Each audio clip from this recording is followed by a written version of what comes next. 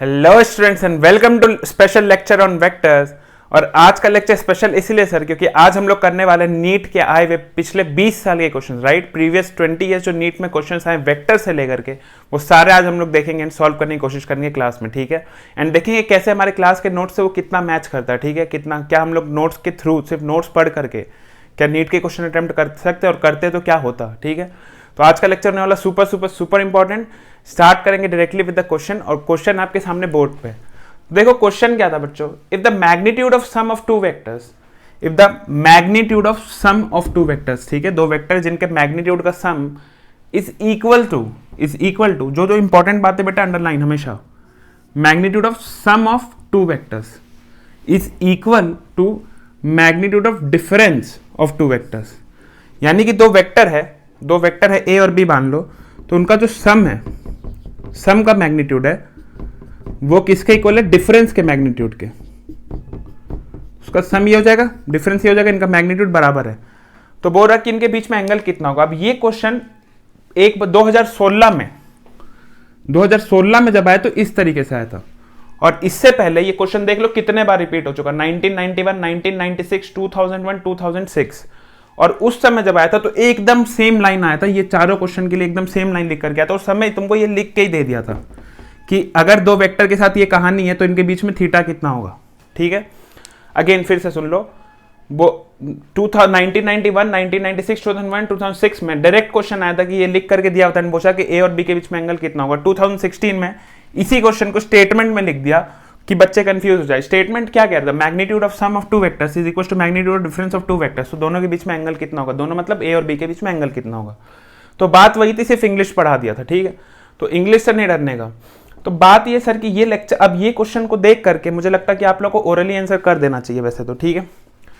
क्यों कर देना चाहिए सर, अगर आप पिछले लेक्चर्स जिन्होंने अटेंड किए हैं, ठीक है, नहीं किए तो जा करके देखो, इंट्रोडक्शन टू वेक्टर्स से लेकर के पूरी प्लेलिस्ट तैयार है 10 लेक्चर्स की।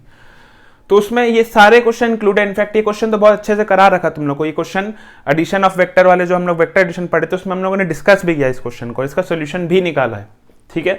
तो पॉज करेंगे वीडियो को, एक बार फिर से अटेम्प्ट लेंगे आप खुद से इस क्वेश्चन को, ठीक है। जिन्होंने नहीं देखा था वो भी अटेम्प्ट लो, जिन्होंने देख लिया वो तो वेल एंड गुड, बना ही लेना चाहिए आपको। अब आपसे नहीं बनता तो आप जा करके उस चैप्टर की थ्योरी और नोट्स क्वेश्चन देख सकते हो। फिलहाल आज हमारा मोटिव है सॉल्व करना, तो हम लोग कोशिश करेंगे इसको सॉल्व करने की बोर्ड पे अभी। तो क्वेश्चन का थ्योरी क्या कह रहा है बेटा, क्वेश्चन कह रहा सर हमको जो हम लोग को दिखा ऑलरेडी दे दिया गया, ठीक है। क्वेश्चन का जो स्टेटमेंट है वो क्या कह रहा है, mod of A plus B is equal to mod of A minus B. Sir अगर ऐसा है तो क्या मैं इसका रिजल्टेंट निकाल सकता हूं, और उसका मैग्नीट्यूड, ये रिजल्टेंट ही है ना सर, रिजल्टेंट का मैग्नीट्यूड है। तो रिजल्टेंट का मैग्नीट्यूड कितना होता है बच्चा, root under a square plus b square. मान लो इनके बीच में एंगल है थीटा, तो a square plus b square plus 2ab, बोलो बोलो, cos theta, very good. And what is a minus b sir? Root under a square plus b square minus 2ab cos of theta. ये चीज पढ़ा रखा, एकदम अच्छे से समझा भी रखा। a माइनस बी कुछ नहीं होता बल्कि a plus of minus B हो जाता है, मतलब b वेक्टर को माइनस में ले लो और उसके साथ a को प्लस कर दो, राइट। तो ठीक है, तो ये दोनों वेक्टर्स को अब हमने इन दोनों के मैग्नीट्यूड को बराबर कर दिया। तो अगर बराबर करेंगे तो मैं स्क्वायर हटा सकता हूं बच्चा, ठीक है, कोई दिक्कत नहीं होनी चाहिए। यहां पर स्क्वायर हटा दिया हमने, मैग्नीट्यूड की बात हो रही थी। चलो अब देखो तो कुछ कटेगा क्या, हाँ सर ये कटेगा, ये भी कटेगा क्या, ये भी कटेगा। बचा गया तुम्हारे पास 2ab cos थीटा और यहां बचा माइनस 2ab cos थीटा। इसको हम लोग इधर शिफ्ट कर सकते हैं क्या, तो क्या बन जाएगा ये बोलना sir, 4ab cos of theta is equal to 0। Sir अब सिर्फ दो बातें हो सकती है, या तो a 0 हो जाए या b 0 हो जाए, या तो फिर cos थीटा, या तो ab में से कोई एक 0 हो जाए या तो cos थीटा 0 हो जाए ना। ए और बी दोनों 0 नहीं हो सकते, क्योंकि अगर ए और बी 0 हो गए तो फिर क्वेश्चन का मतलब ही खत्म हो जाता है तुम्हारा, ठीक है। यहां क्वेश्चन का तुमसे वैल्यू पूछा angle between these two vector, ठीक है। तो क्वेश्चन में कहीं ना कहीं तुमसे कहना चाह रहा, तुमको समझना पड़ेगा क्वेश्चन के लैंग्वेज को। क्वेश्चन तुमसे ये कह रहा है कि ए और B is a non zero vector, तो इस केस में दोनों के बीच में एंगल कितना रह सकता है। इट्स अ जनरल केस, ठीक है। जब ए और बी को 0 कर देते it's a specific case, right now it's a general case. जब ए और बी 0 नहीं है तब क्या होगा सर, तो cos थीटा, तब एक ही उपाय सर कि cos थीटा को हम लोग 0 कर देंगे। व्हेन इज cos थीटा 0 बच्चा, बोलो।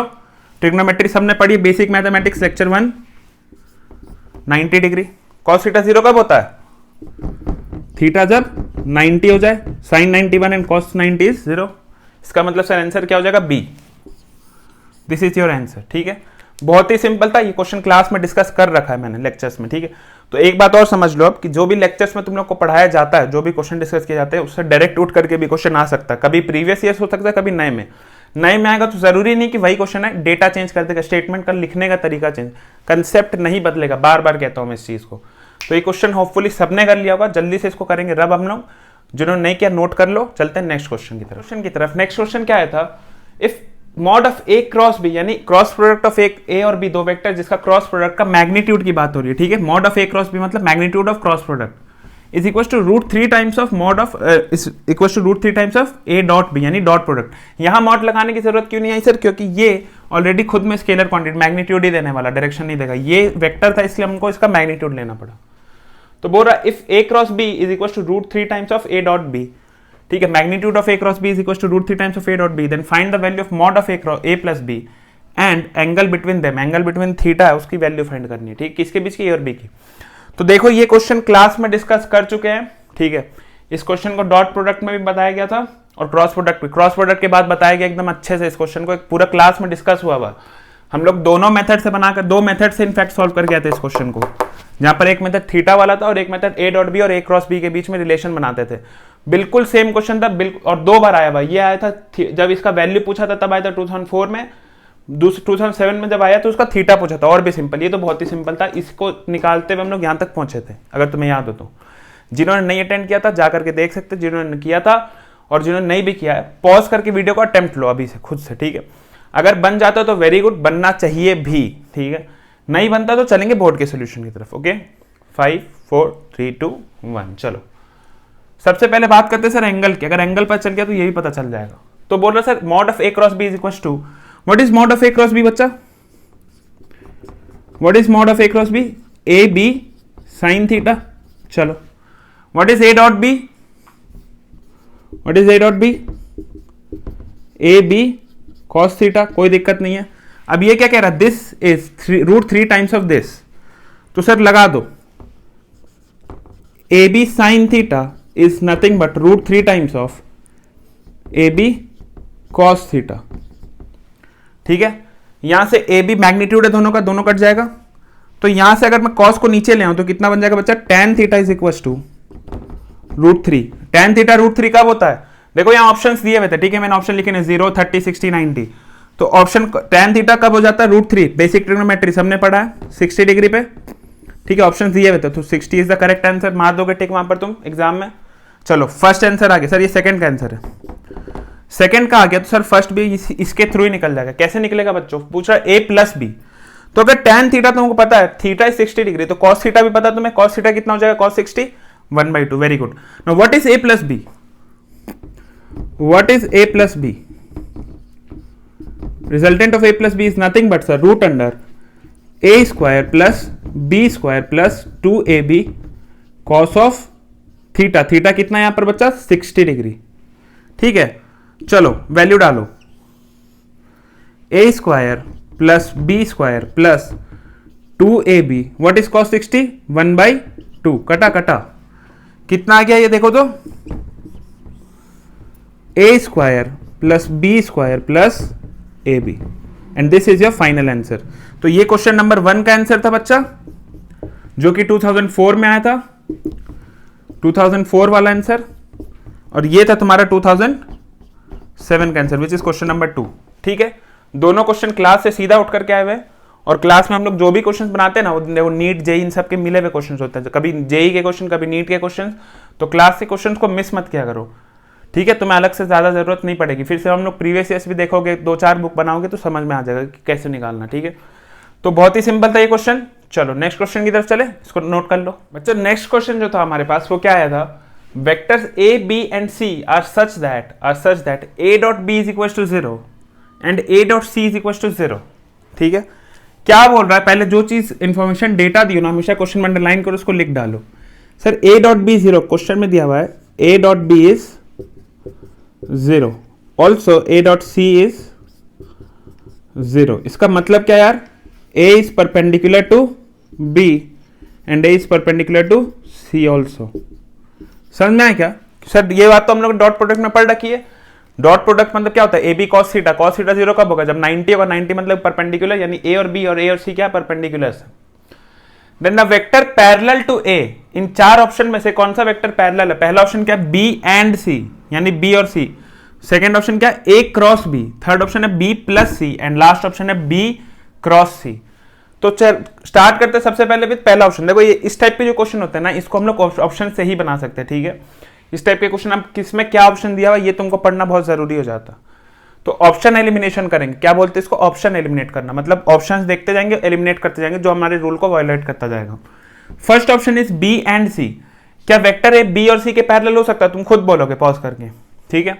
क्या पॉसिबल है, देखो तो जरा, जब ए बी और सी के परपेंडिकुलर ऑलरेडी हो चुका तो क्या बी और सी के पैरेलल हो सकता, चांस ही नहीं है। फर्स्ट ऑप्शन इज रॉन्ग, ठीक है। सर सेकंड ऑप्शन की बात करते हैं, a cross b. What is a cross b बच्चा, देखो क्रॉस प्रोडक्ट की स्टार्टिंग में लेक्चर में तुम लोग को समझाया था क्रॉस प्रोडक्ट का मतलब, अगर हम लोग ए और बी दो वेक्टर का क्रॉस प्रोडक्ट लेते हैं तो इसका मतलब क्या होता है, जो नया वेक्टर मिलेगा let's say C, that will be mutually perpendicular to A as well as B, यानी कि A के भी परपेंडिकुलर आएगा और B के भी परपेंडिकुलर आएगा, दोनों के परपेंडिकुलर होगा जो नया वेक्टर में क्रॉस प्रोडक्ट में। तो अगर तुम A क्रॉस B करते हो तो ऐसा वेक्टर मिलेगा तुमको जो A के परपेंडिकुलर एंड B के परपेंडिकुलर हो। सर अगर वो A के परपेंडिकुलर हो गया और B के परपेंडिकुलर, तो A के पैरेलल कैसे हो सकता है, जो वेक्टर A के परपेंडिकुलर है वो A के पैरेलल कैसे हो सकता है, नो सर पॉसिबल ही नहीं है, गलत। सर थर्ड ऑप्शन में चलता है बी प्लस सी। नो बी प्लस सी में क्या हो सकता है सर, कह रहा है कि बी, मान लो बी और सी बी और सी दो वेक्टर है, नो दो वेक्टर यार ऑलवेज कोप्लेनर, ये बात तुम लोग को हर बार बता रखी है, जो लोग नहीं जानते हो वेक्टर्स को बैक जाकर के प्लेलिस्ट का लिंक डिस्क्रिप्शन में है, पूरा प्लेलिस्ट देख सकते हो, और ये हर लेक्चर ऑलमोस्ट हर वेक्टर के लेक्चर में बता रखा कोप्लेनर, फर्स्ट लेक्चर से लेकर के लास्ट लेक्चर में, कि दो वेक्टर्स जब भी कोप्लेनर, दो वेक्टर्स होंगे तो वो कोप्लेनर हमेशा होंगे। तो अगर मैं बी और सी सिर्फ दो वेक्टर की बात करूं तो ये कोप्लेनर हो सकते हैं, 100% होंगे। अगर तीसरा वेक्टर होगा तब हम लोग पता करते हैं कि है कि नहीं, वो कैसे पता करते हैं, scalar triple product, last class में बताया था जानने से पहले, स्केलर ट्रिपल प्रोडक्ट अगर जीरो हो गया तो कोप्लेनर है, नहीं तो नहीं है। फिलहाल सिर्फ दो वेक्टर है बी और सी, अगर दो वेक्टर से कोप्लेनर है 110%। और एक बात सर यहाँ पर दिया हुआ है कि बी और सी दोनों के परपेंडिकुलर है, सपोज करो ये बी है ये सी है, शिफ्ट कर रखा हमने, ये बी है ये सी है, ठीक है, let's say this is C and this is B, दोनों के बीच में एंगल थीटा, कोप्लेनर है, सेम प्लेन में, बोर्ड के प्लेन में देखो, ठीक है। तो अब बोल रहा है कि सर b प्लस सी का जो रिजल्टेंट होगा क्या वो a के पैरेलल हो सकता। अच्छा सर आपको एक बात पता कि a जो है वो b और c के परपेंडिकुलर है, इसका परपेंडिकुलर सर दो ही तरीके से आप जा सकते हो इस सिनेरियो में, या तो बोर्ड के अंदर या बोर्ड के बाहर, इसके अलावा कोई भी पॉसिबल तरीका ही नहीं है कि तुम परपेंडिकुलर ले जाओ b और c दोनों के। सर तो अगर दोनों के परपेंडिकुलर यानी a बोर्ड के अंदर है या बाहर है, कुछ इस तरीके से। अब कह रहा है बी प्लस सी का जो प्रोडक्ट होगा क्या वो एक पैरेलल हो सकता है, तुम एक खुद बताओ बच्चा, अगर बी और सी का जो तुम रिजल्टेंट निकालोगे क्या वो बोर्ड का प्लेन छोड़ेगा, कभी नहीं छोड़ ही नहीं सकता, जिस प्लेन में वेक्टर्स हो उसका सम भी उसी प्लेन में निकलता है, ठीक है। तो अगर बी और सी एक्स वाई प्लेन में है तो उसका रिजल्टेंट भी एक्स वाई प्लेन में कहीं हो सकता है, सी की तरफ या बी की तरफ ओरिएंटेड आ सकता है ज्यादा, बस। Now this can never be parallel with A vector, हो सकता है क्या परपेंडिकुलर ही आने वाला, सर इसका मतलब ये भी नहीं है। सर अब जो बच गया वो है, ऑब्वियस सी बात है ये आंसर सही है, बट इसको भी वेरीफाई कर लेते सर, क्या पता हो सकता है चारों ही गलत दिए हो, नीट का दिमाग खराब था। तो बी क्रॉस सी की बात करो बेटा, again c vector b vector, b cross c जब तुम करते हो तो एक बात बताओ, बी क्रॉस सी कैसे करते हैं, फर्स्ट वेक्टर को पकड़िए दूसरे की डायरेक्शन में घुमाइए, बी को पकड़ा सी के डायरेक्शन में घुमा दिया, स्मॉलर एंगल की तरफ घुमाओगे तो क्लॉकवाइज घूमेगा, क्लॉकवाइज का मतलब बताया था स्क्रू रूल से अंदर डालने का मतलब बोर्ड के अंदर वाले प्लेन में। अब सर जो नया वेक्टर रिजल्टेंट आएगा वो ए के अंदर आ सकता है, बोर्ड के अंदर, और यहां पोटेंशियल रखता है ये कि ए के पैरेलल होने का, अगर ए भी उसी डायरेक्शन में तो ए के पैरेलल हो जाएगा, राइट। तो ये पोटेंशियल रखता है सर बी और सी के पैरेलल होने का, बी क्रॉस सी ए के पैरेलल होने का। तो सर ये बात है भी वैलिड भी हो रही है, देख लो, बाकी तीन गलत है, एक सही है। Sir B cross C is the right answer, समझ में आया क्या, एकदम बेसिक चीज थी यार। अगर तुमने ये नोट कर लिया ना कि ए डॉट बी और ए डॉट सी जीरो है तो काम खत्म। इसका मतलब क्या होता है सर, डॉट प्रोडक्ट मतलब कि परपेंडिकुलर है, परपेंडिकुलर है तो बी और सी के तो हो ही नहीं सकता, ए क्रॉस बी के ऐसे नहीं हो सकता, बी प्लस सी के वैसे नहीं हो सकता, तो बी क्रॉस सी के ही है, और वो प्रूफ भी हो गया, ठीक है। तो जल्दी से इसको कर लो नोट, चलते हैं नेक्स्ट क्वेश्चन की तरफ। तो बच्चों नेक्स्ट क्वेश्चन जो हमारे सामने वो पिछले क्वेश्चन से मिलता जुलता कंसेप्ट पे, देखो क्या था, if the angle between vectors A and B is theta, दो वेक्टर जिसके बीच में एंगल कितना theta, the value of product B cross A dot A, फिर से लिख लो इस बात को, B cross A dot A कितना होगा, ये क्वेश्चन पूछा और नीचे वैल्यूज दी हुई। चलो अब इस क्वेश्चन को सॉल्व करने का तो बहुत सारा तरीका है, बट एक सिंपल और बेस्ट तरीका हम लोग देखेंगे। देखो बी क्रॉस ए, लॉजिक लगाएंगे, लॉजिक, ठीक है, लॉजिक से सारा काम जल्दी हो जाएगा। कैसे होगा देखो, what is B cross A? Sir B cross A मान लो एक वेक्टर है सी, लेट्स से कि एक वेक्टर है सी, ठीक है, तुम्हें पता है कि बी क्रॉस ए क्या देने वाला, वेक्टर देगा सी, ये तो पता है, कोई दिक्कत नहीं है क्योंकि क्रॉस प्रोडक्ट है सर। ना बी क्रॉस ए जो सी वेक्टर देगा, ये सी वेक्टर कैसा होगा, इसके बारे में कुछ कमेंट कर सकते हो क्या? बिल्कुल कर सकते हैं सर। ये जो सी वेक्टर होगा ये परपेंडिकुलर होगा ए के बी, और सी वेक्टर परपेंडिकुलर होगा बी के बी, ये कंफर्म है, ठीक है। क्यों कंफर्म है sir? Property of cross product, जो रिजल्टेंट प्रोडक्ट मिलता है वो हम लोग क्या मिलता है, perpendicular to both the vectors, जो जिनका क्रॉस प्रोडक्ट हो रहा है, ठीक है सर। अभी ये जो सी वेक्टर है it is perpendicular to A. Now C dot A तुमको क्या निकालना है, सिंपल बच्चा, सी डॉट ए कितना होगा। नाउ सी डॉट ए निकालने के लिए सर पहले ये बात देख लो कि c is perpendicular to n, perpendicular या फिर ऑर्थोगोनल वेक्टर्स का डॉट प्रोडक्ट कितना हो जाता है, कितना होता है बोलो? वेरी नाइस, ठीक है। इस बात को हम लोग बार बार 1000 बार पढ़ चुके हैं। ऑर्थोगोनल वेक्टर्स का डॉट प्रोडक्ट कितना हो जाता है, 0। इसका मतलब आंसर कितना हो जाएगा सर, 0। समझ में आया क्या? 0 इज द करेक्ट आंसर, ठीक है, बाकी सब गलत है। एकदम सिंपल क्वेश्चन था यार, तुमको खुद बना लेना चाहिए था पॉज करके। आई होप हमने बना भी लिया होगा, ठीक है। जब मैं क्वेश्चन लिख दूं तो खुद पॉज करके बना लिया करो क्वेश्चन को, ठीक है। एक बार अटेम्प्ट लो, 2 बार कम से कम मिनिमम अटेम्प्ट आप लोगे, नहीं बने तब बोर्ड के सॉल्यूशंस को देखोगे, ठीक है। बहुत ही सिंपल क्वेश्चन था, जितना बड़ा क्वेश्चन उतना छोटा आंसर, ठीक है, हमेशा याद रखना। तो सर ये क्वेश्चन भी हो जाता, चलते नेक्स्ट क्वेश्चन की तरफ, ठीक है। चलो इसको नोट कर लो जिनका नहीं हुआ। तो बच्चों नेक्स्ट क्वेश्चन देखते हैं बोर्ड पे ना। नेक्स्ट क्वेश्चन अगेन सर हमने एक क्वेश्चन को बना रखा, देखो अगर तुम गौर से क्वेश्चन को पढ़ोगे तुम्हें समझ में आ जाएगा।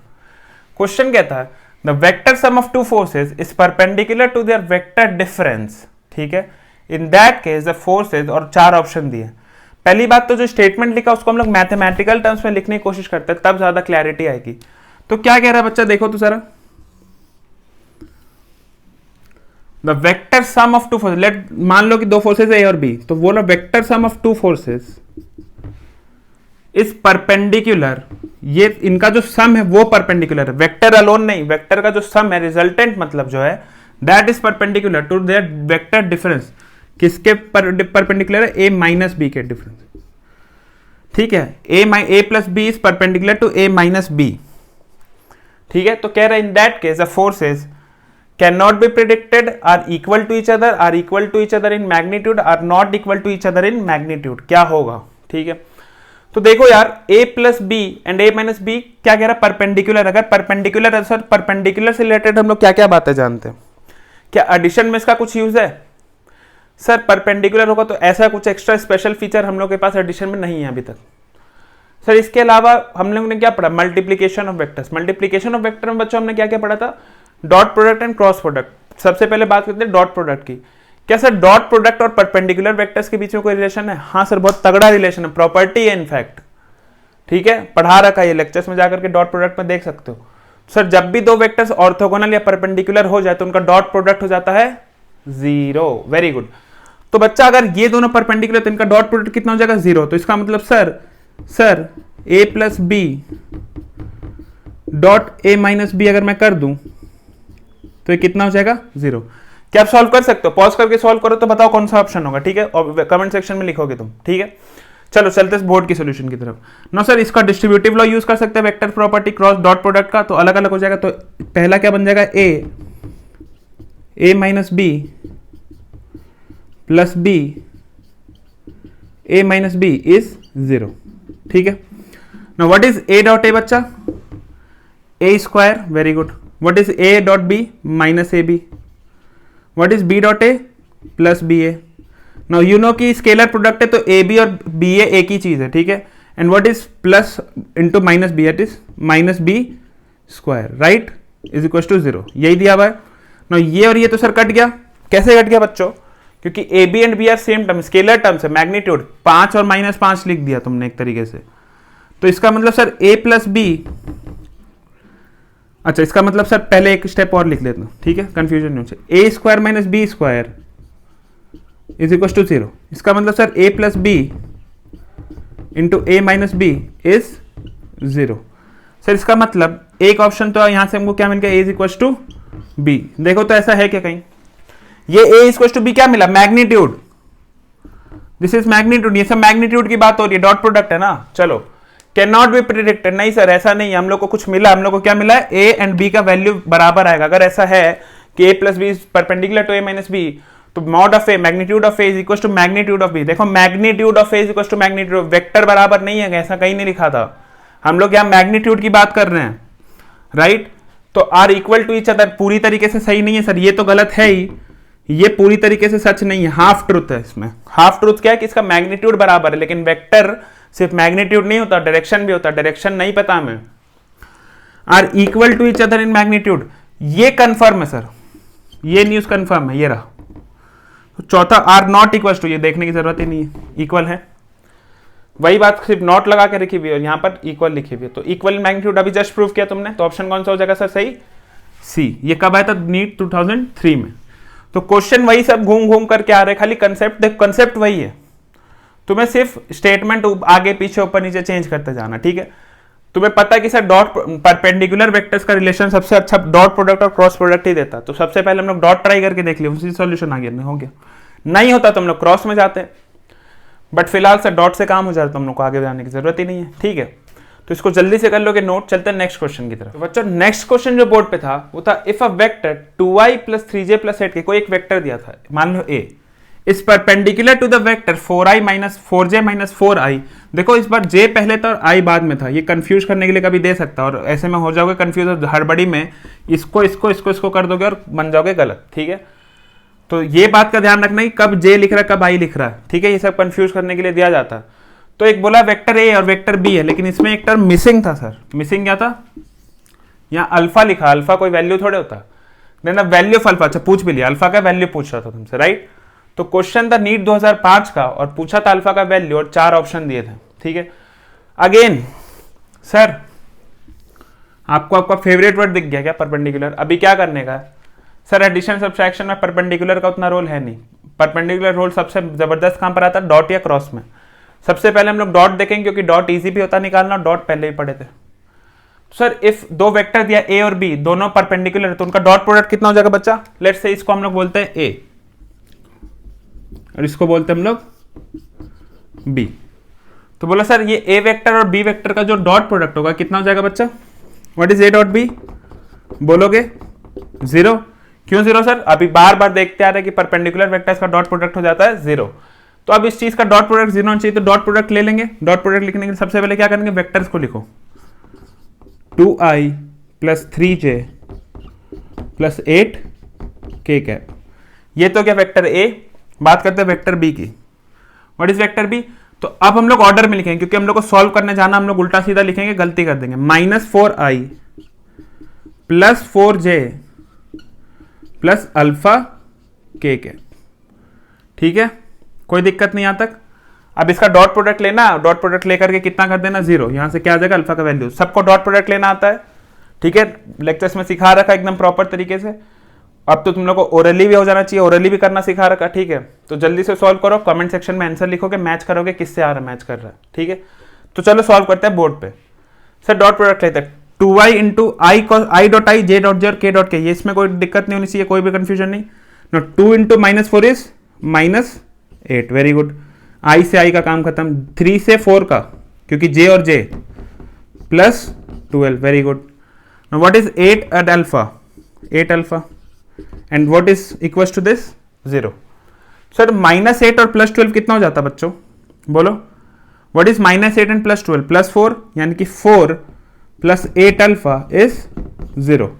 यहां से बच्चों हम लोग 4 को उधर भेज देंगे तो अल्फा कितना आ जाएगा, 8 अल्फा बराबर -4, 8 को भी उधर भेज देंगे तो अल्फा कितना हो जाएगा, -4/8, which is also equal to -1/2। देखो तो क्या ऑप्शन है कोई ऐसा, -1/2, बिल्कुल है sir, B option, option B Bombay. ठीक है, बॉम्बे मतलब B is the correct answer है ऐसा। बहुत ही सिंपल सा क्वेश्चन था, सिर्फ डॉट प्रोडक्ट लेना था। एक चीज तुमको ये ध्यान देनी थी कि यहाँ सर आई और जे ऊपर रीअरेंज करना था। सेकंड चीज तुमको सिर्फ डॉट लेना था और सॉल्व कर देना था। बहुत ही इजी क्वेश्चन ऐसे क्लासेस में हो भी चुके हैं, कोई दिक्कत नहीं होनी चाहिए इसमें। आई होप सबसे बन गया होगा, जिनसे नहीं बना नोट करेंगे। चलते हैं नेक्स्ट क्वेश्चन की तरफ। नेक्स्ट क्वेश्चन जो बोर्ड पे दिया था उसमें दो वेक्टर्स दिया, right, they are two vectors A and B, और बोला कि इनके बीच का क्या निकालना तुमको, एंगल निकालना सिखाए थे। ठीक है, कब सिखाए थे सर, लास्ट क्लास में सिखाए थे और डॉट प्रोडक्ट में बताए थे। ठीक है, एंगल निकालने के लिए हम लोग क्या करते हैं सर, स्पेशल क्लास में बता रखा था, अगर ए और बी दो वेक्टर्स है तो उनके बीच का एंगल कैसे निकलेगा सर, तो सिंपली यूज क्या करेंगे हम लोग, क्रॉस प्रोडक्ट को। A dot B, dot product पढ़ाते वक्त बताया था बेटा, ए डॉट बी कितना हो जाता है, ए बी कॉस थीटा। तो अगर हमने कॉस थीटा चाहिए, एंगल चाहिए तो कॉस थीटा चाहिए, तो कॉस थीटा मिलेगा, थीटा मिल जाएगा। कॉस थीटा कैसे मिलेगा सर, ए डॉट बी निकालिए और नीचे में डिवाइड कर दीजिए मैग्नीट्यूड से, ए और बी के। तो ठीक है, तो कॉस थीटा मिल जाएगा। चलो, तो हम लोग को बेसिकली करना क्या सर, ए डॉट बी करना, डिवाइड कर देना दोनों के मैग्नीट्यूड से, फिर कॉस थीटा मिल जाएगा तो थीटा मिल जाएगा। ठीक है, तो सबसे पहला काम सर हमें क्या करना पड़ेगा, ए डॉट बी। वीडियो को पॉज मारो, जल्दी सॉल्व करो, बताओ कितना एंगल आ रहा है। ठीक है, चलते बोर्ड के सॉल्यूशंस पे। सर ए डॉट बी तो अब हम लोग ओरली कर सकते हैं, पहले लिख लो वेक्टर्स को, 3i + 4j + 5k। What is B vector, 3i + 4j - 5k। What is a dot B, i का i, j का j, k का k। 3 3 जा 9 + 4 4 जा 16 - 5 5 जा 25।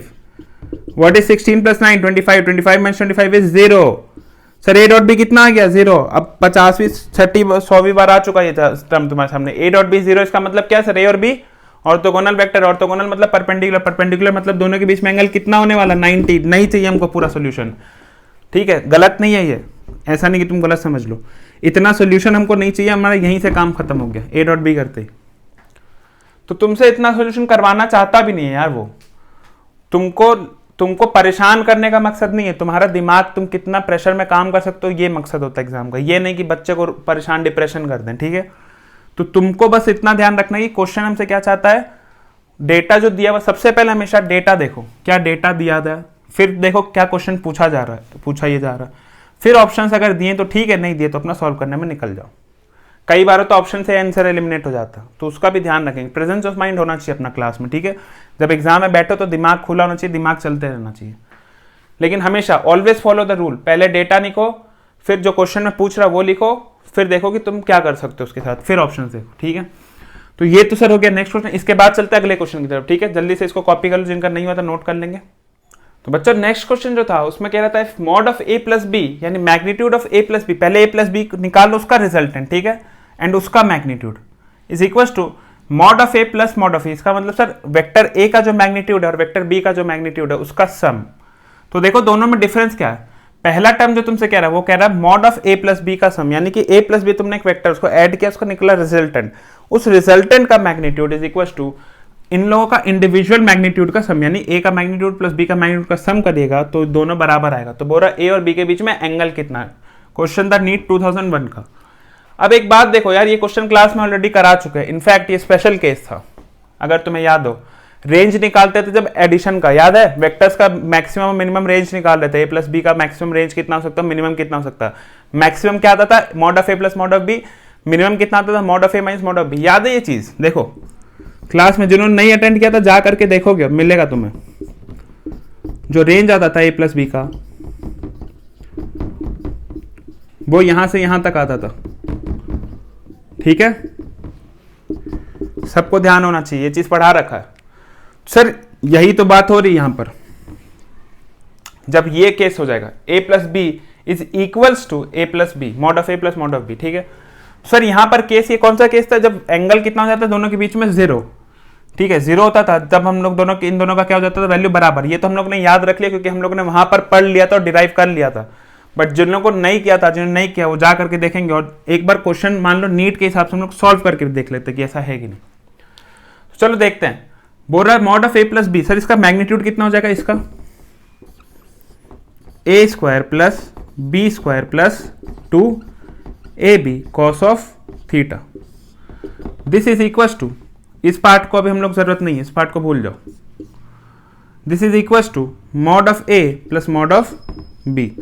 स्क्वायर कर सकते हैं, इसको हटा दो, क्या हो जाएगा उधर, होल स्क्वायर। चलो इसको लिखो, a square plus b square plus 2ab cos theta is equal to a square plus b square plus 2ab। ना इस बार कॉस थीटा नहीं आएगा सर, क्योंकि ये ऑलरेडी स्केलर क्वांटिटी, स्केलर का स्क्वायर कर रहे हो, ए प्लस बी का स्क्वायर, ये वेक्टर का था स्क्वायर, इसीलिए यहां पर कॉस वाला कॉम्पोनेंट आया था। तो बच्चा ए स्क्वायर स्क्वायर ये गया, ये गया, ना बचा क्या 2ab कॉस थीटा और 2ab। तो देखो 2ab भी कट जाएगा, तो यहाँ कॉस थीटा कितना आ जाएगा 1। कॉस थीटा 1 कब होता है, जब थीटा हो जाता है 0, मैक्सिमम वैल्यू है, मैक्सिमम वैल्यू का था देखो मैक्सिमम रेंज, तो थीटा कितना हो जाएगा 0। This is the correct answer. ठीक है, option number C for Chennai, ठीक है, या चंडीगढ़, जहां तुमको जाना हो। ठीक है, तो option C is the correct answer. एकदम सिंपल क्वेश्चन था, क्लास में करवाया हुआ ये चीज भी। ठीक है, तो जल्दी से कर लोगे नोट, जिन्होंने नहीं देखा जाकर के लेक्चर देख सकते हो, मैं प्लेलिस्ट डाल दूंगा basic maths and basic physics दोनों का, बेसिक वेक्टर्स का भी। ठीक है, तो दोनों का प्लेलिस्ट में आप देख सकते हो। बाकी जिन्होंने कर लिया था वेरी गुड। चलते हैं नेक्स्ट क्वेश्चन की तरफ। बच्चों नेक्स्ट क्वेश्चन को बनाने के लिए हमें थोड़ी सी नॉलेज होनी चाहिए मोमेंट ऑफ फोर्स की। मोमेंट ऑफ फोर्स एक्चुअली क्या सर, तो देखो फिजिकल वर्ल्ड में हमने इसके बारे में बेसिक्स बता दिया था, इसको हम लोग को विस्तार से पढ़ना आगे जाकर के। ठीक है, this is nothing but torque. ठीक है, किसी भी चीज का मोमेंट ले सकते हो हम, जरूरी नहीं फोर्स का ही हो। जब किसी बॉडी के मोमेंट की बात करते हैं, किसी वेक्टर के मोमेंट की बात करते हैं, तो बेसिकली हो क्या रहा है वहां पर समझो। मोमेंट बेटा हो गया, इट इज बेसिकली कि किस पॉइंट पे फोर्स लग रहा है या किस पॉइंट पे तुम फोकस कर रहे हो एंड किसके अबाउट फोकस कर रहे हो। दो चीजें इंपॉर्टेंट है, क्या क्या, किस पॉइंट पे हो रहा है, किस पॉइंट पे हो रहा है, किस नहीं, ठीक है, किस पॉइंट पे, किस पॉइंट पे लग रहा है, जो भी वेक्टर है फोर्स है। ठीक है, सेकेंड चीज क्या है कि किसके,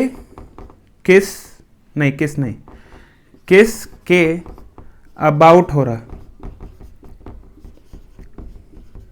दो बातें अगर तुम्हें पता, तुम किसी भी चीज का मोमेंटम निकाल सकते हो, जरूरी नहीं सिर्फ फोर्स का ही, इनफैक्ट मोमेंट का भी मोमेंटम निकलता है, that is your angular momentum.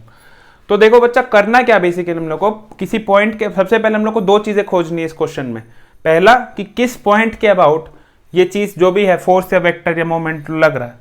तो ऐसा कुछ दिया है क्या सर, बिल्कुल दिया, देखो तो moment of force F at इतना, मतलब कि सर ये चीज दी हुई है, कितनी दी हुई है 2 0 एंड -3।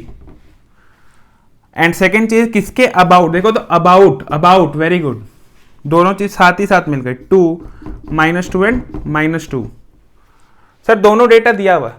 अब मोमेंट ऑफ मोमेंटम या मोमेंट ऑफ फोर्स या किसी भी चीज का मोमेंट का मतलब क्या होता है सर, जिस पॉइंट पे लग रहा है एंड जिसके अबाउट लग रहा है, दैट इज योर आर का मतलब that is your displacement, that is your initial and final position.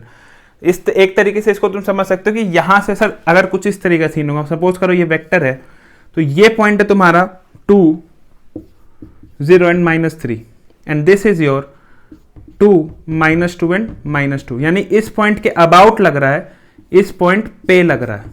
ठीक है, इसका मतलब सर फोर्स जो है, ये फोर्स ये इस पॉइंट पे लग रहा है, किसके अबाउट, यानी कि उसका इंपैक्ट कहां पर आ रहा है सर, इसके अबाउट, इस पॉइंट के अबाउट इंपैक्ट आ रहा है उसका। ठीक है, इस पॉइंट के अबाउट जो भी वो खेल रहा है, इसके अबाउट खेल रहा है, इस पॉइंट के अबाउट, समझ में आ रही है।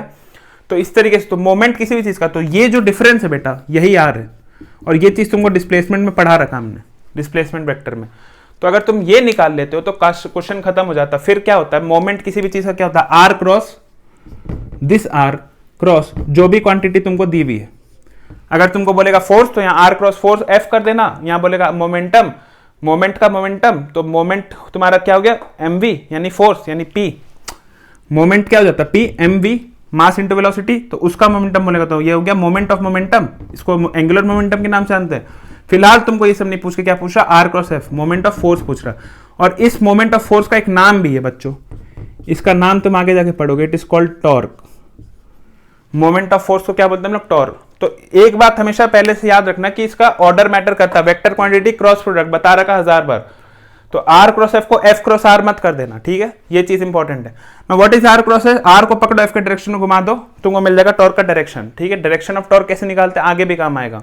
तो यही सुन लो, आर को पकड़ो, एफ के डायरेक्शन में घुमा दो, तुमको टॉर्क मिल जाएगा। फिलहाल हमको ये सबसे मतलब नहीं है, हमको सिंपल सिंपल क्या करना है, हमें पता सर क्रॉस प्रोडक्ट लेना आर और एफ का, ठीक है ना। आर और एफ का क्रॉस प्रोडक्ट कैसे लेंगे सर, उसके पहले एफ होना चाहिए, एफ है सर, एफ तो है, आर चाहिए सर हमको, आर कैसे मिलेगा, तो आर के लिए ये दो डेटा दिया हुआ ना यार, क्या तुम निकाल सकते हो आर को, देखो तो, और डेटा के साथ साथ वो भी दिया हुआ तुमको, ठीक है। ये क्या हो गया, X coordinate, Y coordinate and Z coordinate, ये अगेन एक्स वाई जेड, तो एक कोऑर्डिनेट एक्सिस के अलॉन्ग यूनिट वेक्टर कितना हो जाता है बच्चा, I cap J cap K cap, I cap J cap K cap, right. तो बना सकते हैं इस क्वेश्चन को। तो आओ सबसे पहले हम लोग करेंगे आर निकालने की कोशिश, ठीक है। सबसे पहले निकालेंगे हम लोग आर को। व्हाट इज आर बच्चा, तो जिस पॉइंट के अबाउट लग रहा है माइनस जिस पॉइंट पे लग रहा है, जिसके अबाउट लग रहा है, ठीक है। जिस पॉइंट पे लग रहा है that is your head, head minus tail is your vector का difference, that is your delta r या फिर आर यहां पर। तो क्या हो जाएगा 2 माइनस 2 आई कैप, ठीक है, plus 0 -2 J cap, -3 -2 K cap, this is your R vector. समझ में आया क्या, समझ में आया अभी।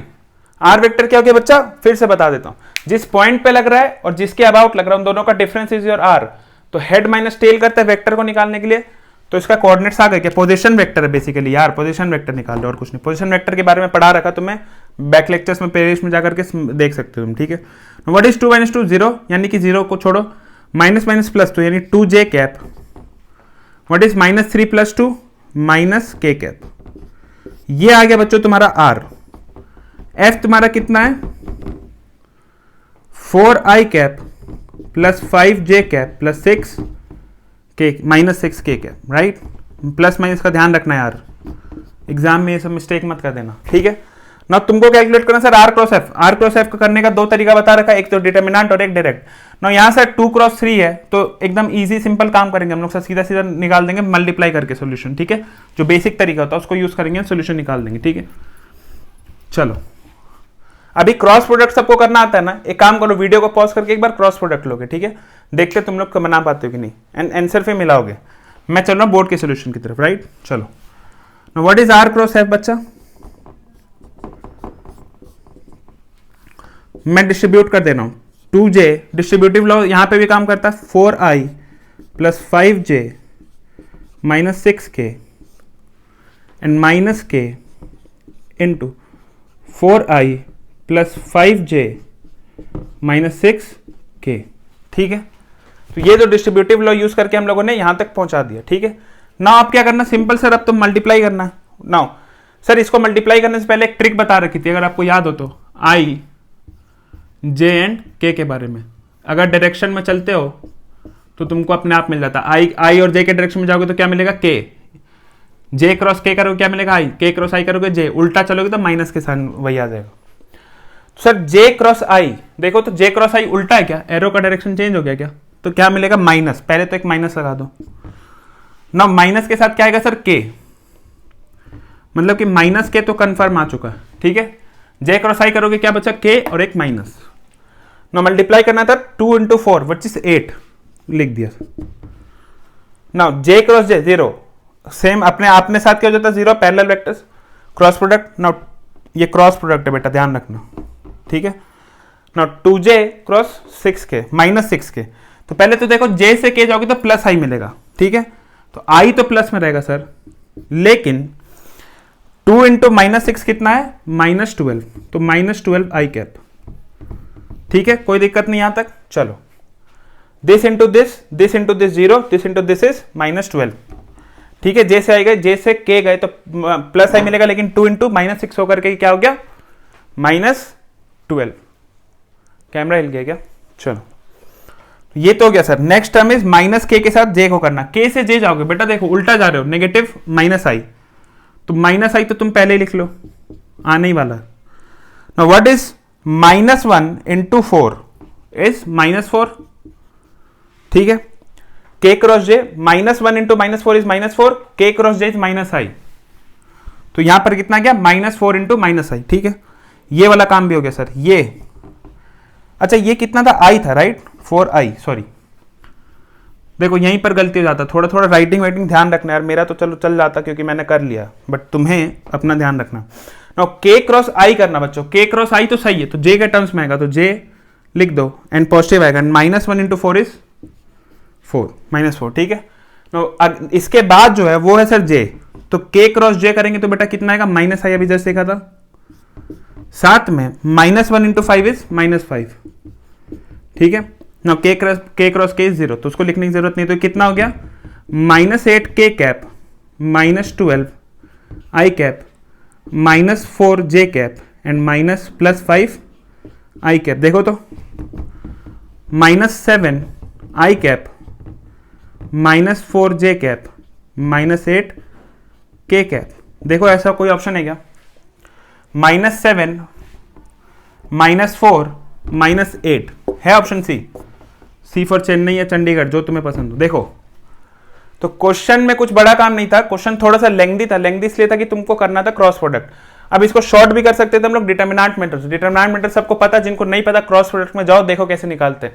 सर यहाँ डिटर्मिनेंट में क्या करते हैं, यहाँ पर एक चीज में आप बोलते हैं कि सर यहाँ पर हो सकता हम फंस सकते थे, फंसते कहाँ पर बेटा तुम, यहाँ पर ये तो 3 क्रॉस 3 वाला बना देता है, लेकिन ये j और k है, तो यहाँ पर i का कोफिशिएंट 0 रख लोगे, i कोफिशिएंट क्या रख दोगे, i j k, what is ये 0 2 -1 इट इज 4 5 एंड -6, लो बन गया, सॉल्व कर दो।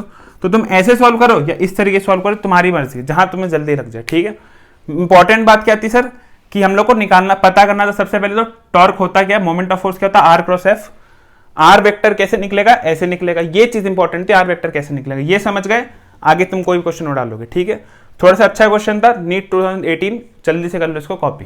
तो बच्चों नेक्स्ट क्वेश्चन जो हमारे सामने था वो था, a particle is moving such that its position coordinates X Y, उसका पोजीशन कोऑर्डिनेट दिया हुआ था, स्टार्टिंग जब टाइम का स्टार्ट हुआ था तब कितना था, 2 मीटर एंड 3 मीटर, मतलब जब टाइम 0 था बच्चा, सपोज करो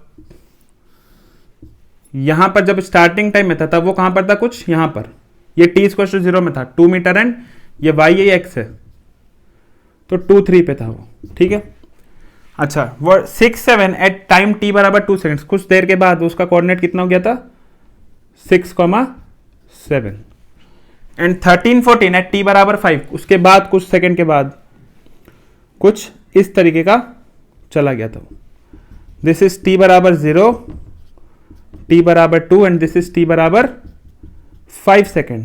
ठीक है, अब इसका कोऑर्डिनेट कितना 13,14, तो बोल रहा है कि sir find the average velocity from t बराबर 0 टू t बराबर 5 सेकंड। पहले हमेशा डेटा लिखेंगे, जो बना पूछ रहा है उसको लिख डालो, बाद में क्वेश्चन की तरफ ना पूछ क्या तुमसे रहा, average velocity from t0 to t5, what is average velocity, पहला क्वेश्चन तो ये आ जाता है सर, एवरेज वेलोसिटी पता होगा तब तो निकालेंगे, वेलोसिटी तो पता था हम लोगों ने पढ़ा है फर्स्ट 10 लेक्चर्स में, but what is average velocity. Sir average velocity actually हम लोग काइनेमेटिक्स में पढ़ेंगे, बट फिलहाल हम लोग को इतना समझना, average velocity is nothing but, average velocity is nothing but total, या फिर नेट बोलो, net displacement, net displacement upon total time. क्या होता है बेटा एवरेज वेलोसिटी, टोटल कितना, डिस्प्लेसमेंट, नेट डिस्प्लेसमेंट कितना हो, डिस्प्लेसमेंट बोलो डिस्टेंस नहीं, याद रखना इन सब वर्ड्स को, वर्ड्स पे पूरा गेम चलेगा। Displacement is a vector quantity, distance is a scalar quantity, बता रखा है, divided upon total time. Total time तो सर हमें पता 0 से 5 दे रखा क्वेश्चन में, डिनोमिनेटर दिया, ऊपर न्यूमरेटर निकाला ना, what is numerator, numerator is displacement, displacement vector पढ़ा रखा लेक्चर्स में, डिस्प्लेसमेंट वेक्टर के बारे में एक बात इंपॉर्टेंट बता रखी कि सर वो सिर्फ इस बात पर डिपेंड करता है कि इनिशियल पोजीशन और फाइनल पोजीशन कहाँ है बॉडी का, बीच में वो कहाँ घूम रहा है क्या कर रहा है उसको मतलब नहीं है, इनिशियल को फाइनल से आप ज्वाइन कर दीजिए, that is nothing but your displacement vector, this is your R. R का फॉर्मूला अभी जस्ट तुम लोग को थोड़ी देर पहले बताया था, व्हाट इज एरो के जिस साइड एरो पॉइंट कर रहा है, यानी कि जहां पे है विथ जहां के अबाउट है, जहां से शुरू किया गया, तो व्हाट इज आर वेक्टर, ये देखो एक्स कोऑर्डिनेट है, वाई कोऑर्डिनेट है, एक्स और वाई, तो एक्स और वाई का यूनिट वेक्टर आई कैप जे कैप, ये सब सबको पता है, कर चुके हम लोग। तो देखो 13 - 2 i cap and what is j coordinate j cap, y coordinate कितना हो जाएगा 14 माइनस 3 जे कैप, राइट। तो ये हो गया बच्चा आर वेक्टर, कितना हो जाएगा ये 11 I cap plus 11 J cap. बहुत बढ़िया सर, आर वेक्टर आ गया, यानी डिस्प्लेसमेंट, नेट डिस्प्लेसमेंट आ गया। तुमको चाहिए क्या V average, what is V average, R upon T. R कितना बच्चा 11, टी कितना 1/5, देखो 1 अपॉन टी कितना total 5 into 11 I cap plus 11 J cap. अब तुम इसको चाहो तो यहां 11 को बाहर निकाल दो, आई कैप प्लस जे कैप लिख दो, लिखने का अलग अलग तरीका है। तो this is your final answer, ठीक है। ये क्वेश्चन आया था, ये सिंपल सा क्वेश्चन था यार। अगेन आर तुमको अगर पता तो तुम क्वेश्चन निकाल सकते थे, और ये पता होना चाहिए net displacement upon total time होता है, ठीक है ना। डिस्प्लेसमेंट के बारे में हम लोग पढ़ चुके हैं सर ऑलरेडी क्लास में, कि हमको सिर्फ फाइनल माइनस इनिशियल से मतलब है, बीच के पाथ से मतलब नहीं है। तो डिस्प्लेसमेंट निकाल दिया, बाई कर दिया, टाइम खत्म हो गया क्वेश्चन, ठीक है। तो यहाँ हम लोग फिनिश करने वाले आज का नीट के जो प्रीवियस ईयर्स क्वेश्चन थे, लास्ट 20 ईयर्स के क्वेश्चन थे, हम लोगों ने डिस्कस किए हैं। कल हम लोग देखेंगे जेई में आए हुए क्वेश्चन को, ठीक है। एंड अगर मुझे कुछ और अच्छा क्वेश्चन ऐसा लगता है कि जो हम और डिस्कस कर सकते हैं हम लोग क्लास में, या नीट में आया हो, तो वो भी हम लोग डिस्कस करेंगे कल के क्लास में, ठीक है। थोड़ा सा एक्स्ट्रा टाइम ले लेंगे, बट यहाँ हम लोग फिनिश करते हैं आज नीट का लेक्चर। जो नीट में जो प्रीवियस ईयर्स 20 ईयर्स में फिजिक्स में, गेट में, वेक्टर चैप्टर से जो भी क्वेश्चन आए वेक्टर्स में नीट में, ठीक है, वो हम लोग आज फिनिश हो चुका है। यहाँ तुम लोग देखोगे क्लास में मोस्टली क्वेश्चंस करा चुके थे, जो नहीं भी कराए थे वो मिलते जुलते थे, कंसेप्ट वही था, सिर्फ डेटा चेंज था, राइट। तो ये बात तुम्हें समझ में आ जानी चाहिए सर, क्लास से कहीं इधर उधर होने वाला है नहीं। तो अगर तुम क्लास के सारे क्वेश्चन अच्छे करते हो, प्रैक्टिस करते रहते हो, और क्लास में हम प्रीवियस ईयर्स क्वेश्चन कराएंगे, हर टॉपिक का होगा बेटा, जैसे आज वेक्टर्स का हुआ, जब इसके बाद काइनेमेटिक्स पढ़ेंगे तो काइनेमेटिक्स का भी होगा, ठीक है। तो आई होप कि आप लोग को अच्छा लगा होगा लेक्चर। अच्छा लगे तो लाइक करें, सब्सक्राइब करें, शेयर करें, and all the best for your examination.